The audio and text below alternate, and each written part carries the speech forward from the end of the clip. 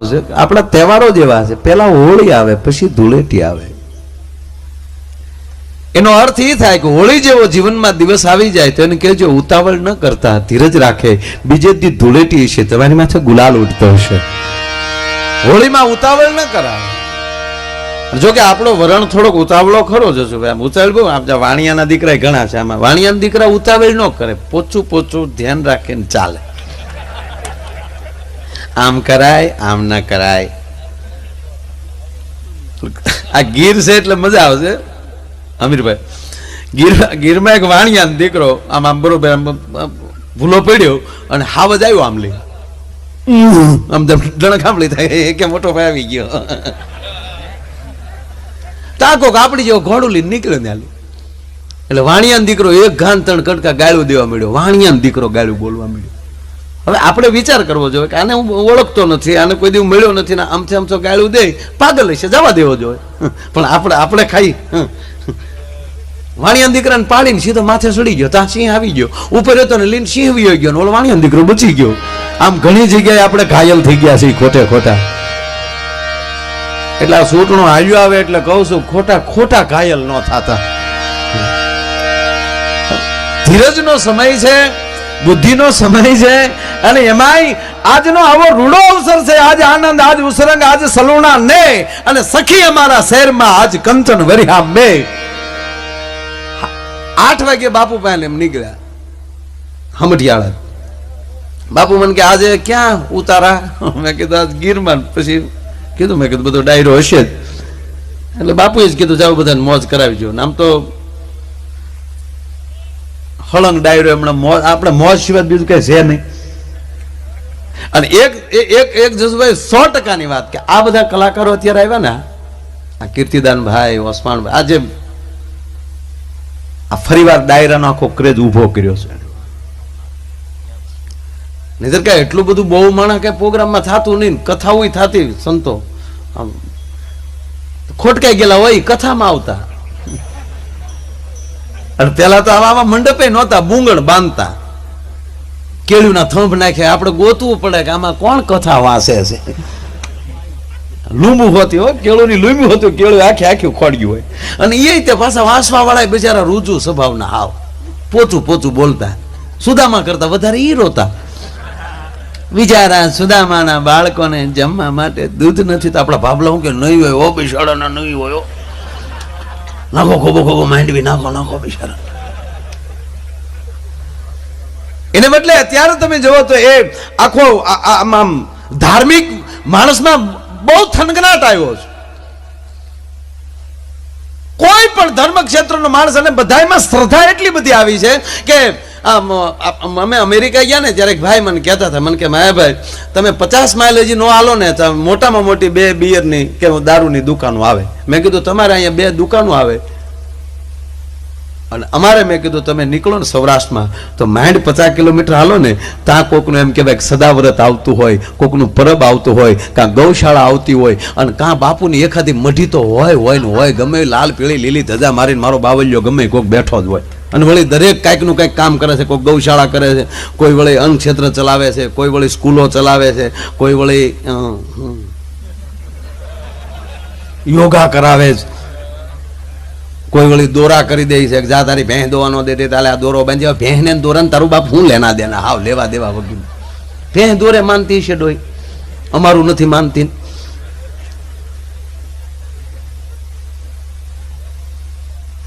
કહેવાનો અર્થ આપણી ધરતી છે એ આખી એ શ્રદ્ધાની ભૂમિ છે.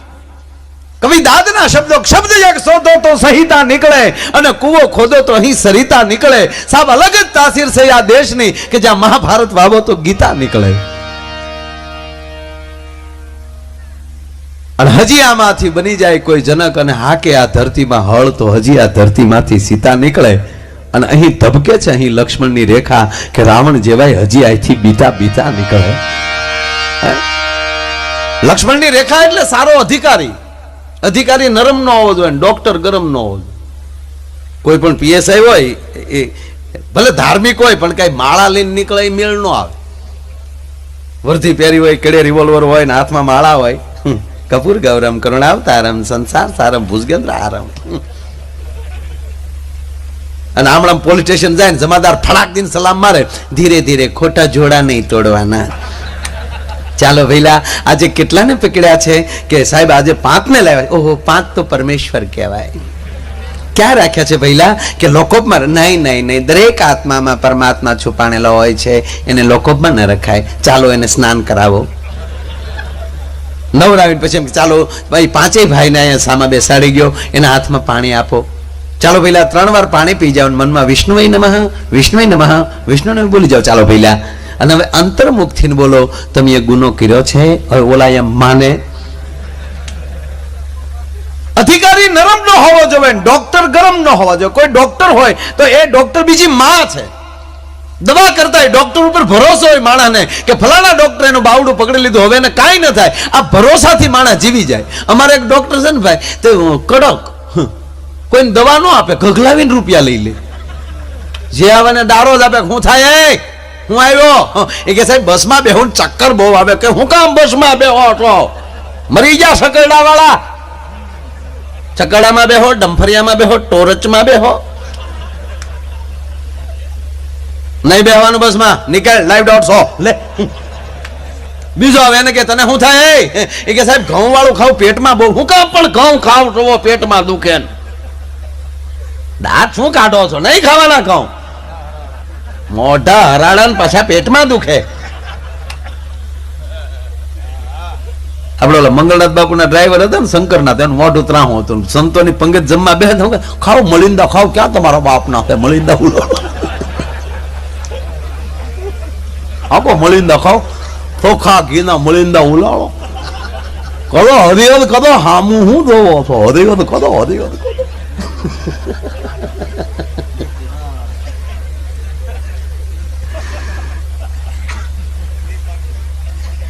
નહીં ખાવાના ઘઉં. બાજરો ખાઓ, જુવાર ખાઓ, અમેરિકન મકાઈ ખાઓ. લાઈ .100 નિકાલ. હવે એક જણા રોજ આ ચિત્ર જોવે કે ડોક્ટર કમાલ વાડીએ પાણી વાળતો હતો. પાણી વાળતા વાળતા ડોક્ટર મગજમાં ચડ્યા, હાગનો હોટો પાવડાનો હાથો નાખેલો અવડો. એમાં પાવડો છૂટો કર્યો ને એકલો હાથો ખંભે લીધો ને આવ્યો હોસ્પિટલ. ડોક્ટર કે શું થાય? કે સાહેબ 2-3 દી થાય એમ થાય, કોકને 1-2 નાખો. ડોક્ટર કે નાખવા દો, લાય 150 કે આલ્યો 300. ડોક્ટર ને 4 નાખ્યા. ડોક્ટર સીધા કોમામાં. 4 દિવસે ડોક્ટર ભાનમાં આવ્યા ત્યારે એટલું બોલ્યા કે વિજ્ઞાન જાથા વાળા હારા, પણ પાવડાના હાથા વાળા નો હારા.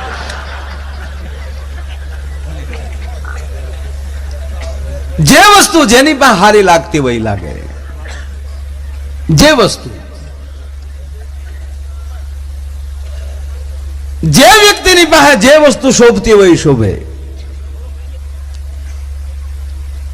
5 વર્ષના શિવાજી રામદાસજીના આશ્રમમાં ઉછરીને મોટા થતા હતા. સહજ આશ્રમમાં રહેતા હતા એટલે માળા હાથમાં આવી જાય. એ 5 વર્ષના બાળકના હાથમાં જ્યાં માળા જોઈ ત્યારે સમર્થ રામદાસજી એટલું બોલ્યા था, शिवा आज के बाद मैंने जो तेरे हाथ में माला देखी तो मैं तुझे काट डालूंगा. तेरे लिए माला हम रखेंगे, राष्ट्र के लिए भाला तुम उठाओ. જે વસ્તુ જેના હાથમાં હારી લાગતી હોય. એમ આજ ગાયો માટે જ્યારે મળ્યા છે ત્યારે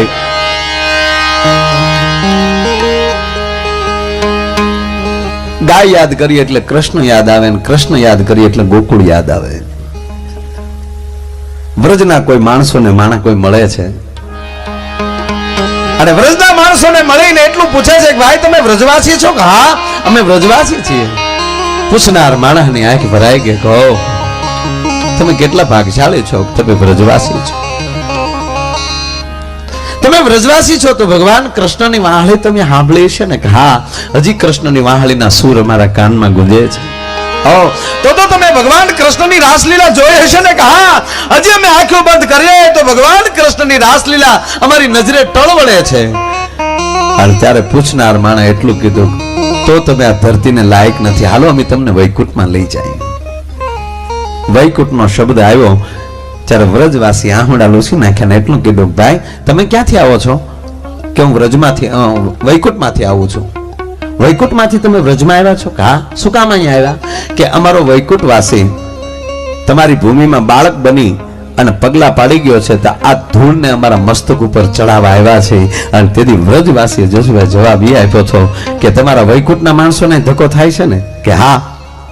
તક તો તમારા વૈકુંઠને મૂકો દેહવાળી, એમાં નથી આવવું. કે કા કે તમારા વૈકુંઠમાં લહેર હોત તો તમારો વૈકુંઠ વાસી અમારી વચ્ચે વાહળી વગાડવા ન આવ્યો હોત. અમારો લોક કવિ લખે છે સાહેબ કે મારું વનરાવણ છે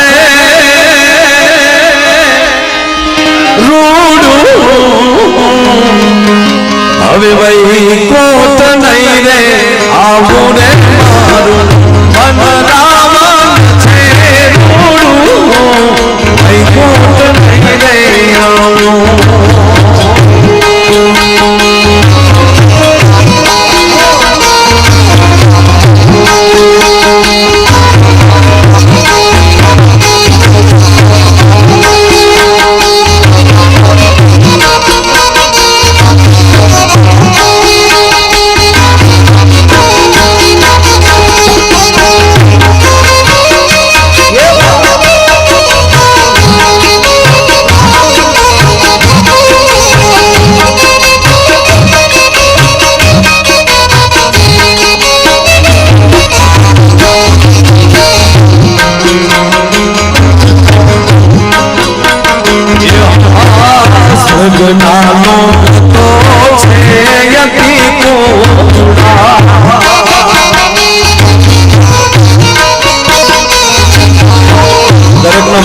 દેવાનો છે પણ બહુ સરસ મજાના સાઉન્ડ છે.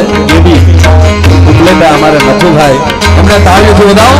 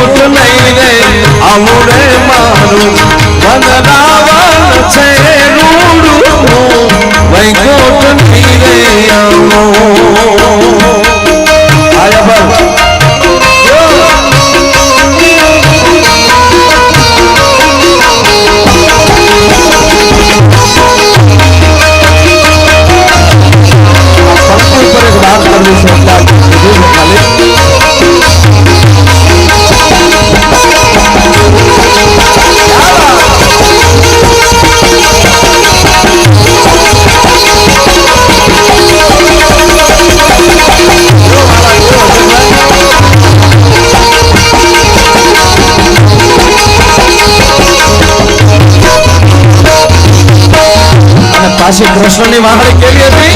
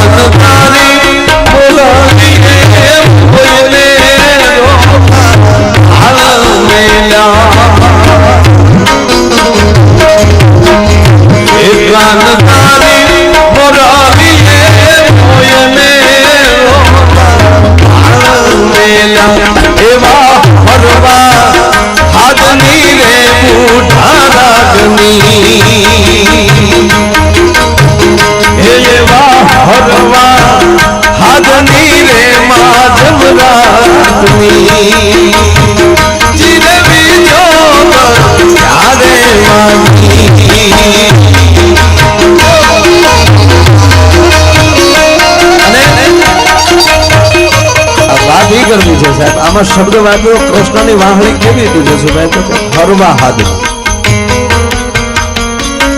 આ હાર્મોનિયમ છે ને એમાં તો આ કીર્તિદાનભાઈ જેવા આવા કલાકારોને હળ હુજે, આમાં મને હળ ન હુજે. સૂરમાં મારા પૂરતો સૂર હોય, બાકી આમાં 7 સપ્તક 36 રાગ, એક એક રાગની અનેક રાગીણી. લતાજી ને પંડિત જસરાજજી એમ કહેતા કે જે અમે કાંઠે સબસબિયા કરી, એટલે આમાં હારા હારા હળ ન હુજે. ભાઈ તો વિશારદ છે આમાં. પણ જસુભાઈ એક વાત નક્કી છે કે હું હાદનો કલાકાર તો છું, અને હાદના મૂળ 3 પ્રકાર, કાંઈ માથાકૂટ ને હરવો નરવો ને ગરવો. કૃષ્ણની વાહળી કેવી હતી? હરવા હાદના. રજનીજી અમેરિકા ગયા ત્યારે રજનીજીને કોઈ પ્રશ્ન કર્યો, કોઈ સદગ્રસ્ત માણસને અહીંયા જમવા બેઠેલા, ડાઇનિંગ ટેબલ ઉપર ખાલી સમસીન કાંટો પડ્યા છે, ડીશું પડી છે, પીરસાણું નહોતું હજી, અને એમાં કોઈ પ્રશ્ન કર્યો કે 5000 વર્ષ પહેલા તમારી ભારત ભૂમિમાં ભગવાન કૃષ્ણ જન્મ્યા અને વ્રજમાં વાહળી વગાડતા, તો માણસ માત્રમાં તો એમ કહેવાય કે એની અસર થઈ જતી હતી, પણ પ્રકૃતિમાં અસર થઈ જતી અને ગાયો પણ ગાંડી બનતી, આવું હોઈ શકે? જસભાઈ રજનીજીએ જવાબ ન આપ્યો, પણ સમસીન કાંટો હતા ને એ હાથમાં લઈને 20 મીડા વગાડવા.